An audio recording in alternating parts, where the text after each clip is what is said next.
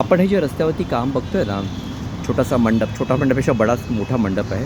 In fact एक अशी आपल्या फुटपाथावर अख्खा भरला आहे. म्हणजे त्याची लांबी रुंदी बघायला गेली तर नक्कीच चांगली आहे. आणि तयारी कशाची आहे हे माझ्या मनात आलं आणि मला असं वाटलं की एखादी पॉलिटिशियन्सची काहीतरी सभा वगैरे असेल म्हणून असेल किंवा एखाद्या काहीतरी असं प्रदर्शन असतं रस्त्यावरती, जसं आपण म्हणतो प्लांट्स नर्सरी वगैरेचं असतं ना, तसं काहीतरी असेल किंवा एखाद्याची काहीतरी प्रभात फेरी असते, त्याप्रमाणे फेरी असेल आणि मग बाजूला लोक उभे राहतील, त्यांच्यावर ते शर्ट बनवलं आहे असं वाटतं. पण हे असं काहीच नाही आहे.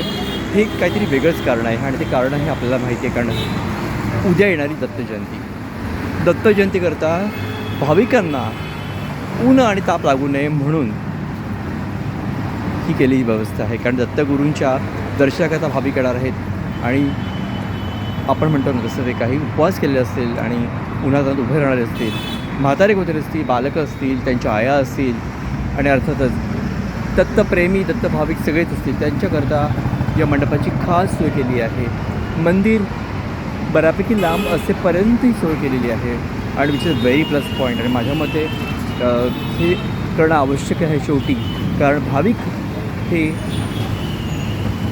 दत्तप्रेमाकरता येत आहेत आणि त्यांच्याकरता असलेली सोय म्हणजे नक्कीच एक वेगळं असं औचित्य आहे जे त्या देवस्थानाने केलं आहे. आणि देवस्थान आहे प्रभादेवीचं दत्त मंदिर आणि आपण बघतोय ती फुटपाथवरची लाईनीची चांगल्यापैकी सोय केलेली.